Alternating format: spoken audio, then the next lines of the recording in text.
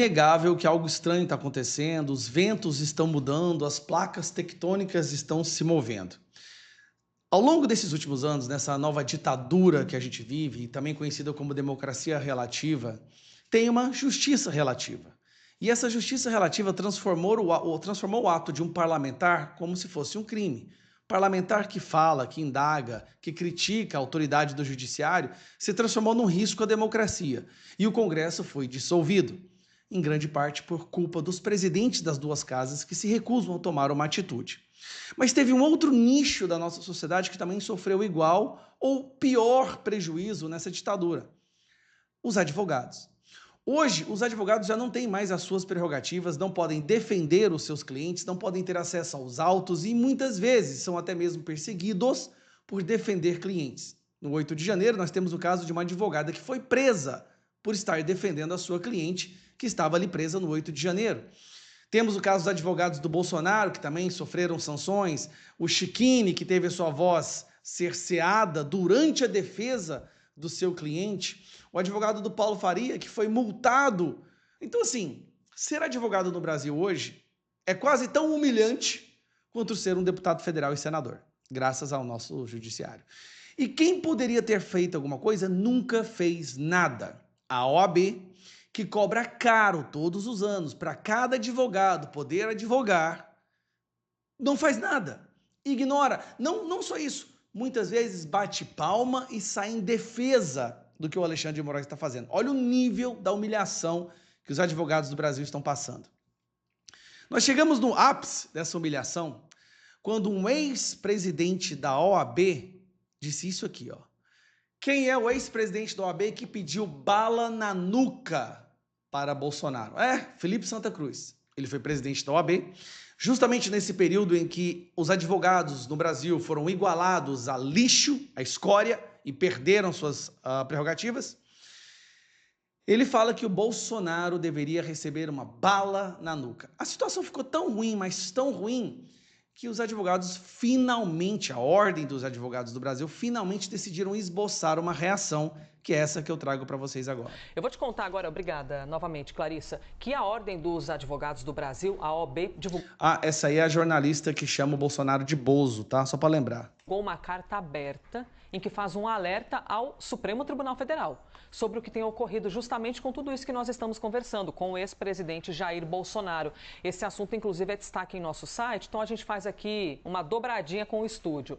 O que ocorre? Para a OAB, a prisão e a imposição de medidas cautelares severas impõem a todos uma reflexão séria e dizem: é necessário reafirmar que medidas penais, especialmente as que limitam a liberdade, devem ser adotadas com fundamento inquestionável e com pleno respeito às garantias constitucionais. Desculpa. Por que a OAB não disse nada quando Felipe Martins foi preso?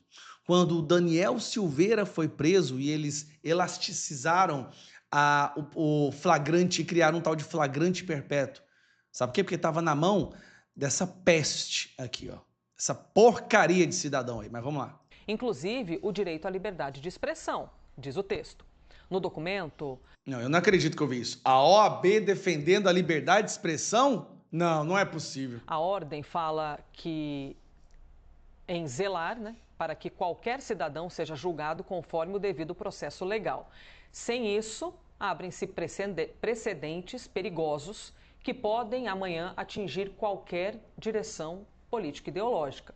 Segundo a ordem ainda, a atuação do Supremo deve seguir os princípios que sustentam a própria democracia.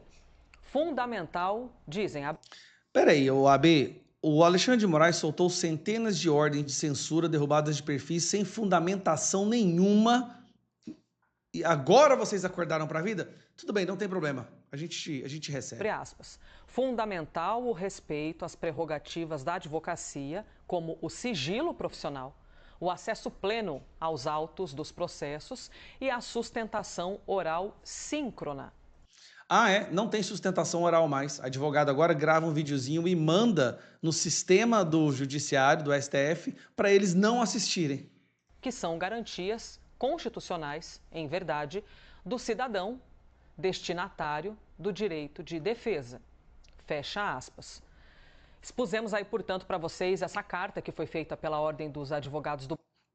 Uma carta atrasada talvez uns 6 anos, mas querendo ou não, bem recebida. Está na hora de todas as organizações, todas as ordens, associações, todos os grupos, todo o povo brasileiro se unir contra essa ditadura.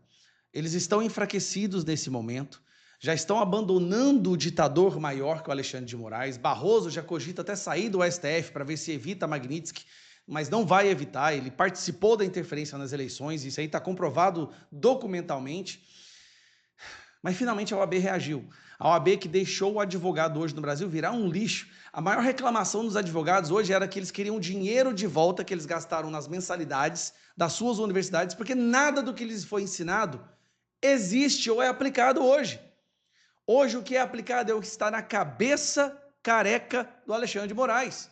Não existe mais Constituição. O que existe é que o Alexandre de Moraes interpreta. Aí ele interpreta flagrante perpétuo, ele interpreta que agora a delação basta sem prova nenhuma, ele interpreta que pode dar prisão preventiva ou prisão domiciliar sem passar pela turma, sem ser provocado pelo Procurador-Geral da República, ele interpreta que pode censurar milhares de pessoas sem fundamentação. Ele interpreta que pode ignorar pareceres da PGR de soltura de uma pessoa doente até que ela morra na prisão. Finalmente, OAB, finalmente,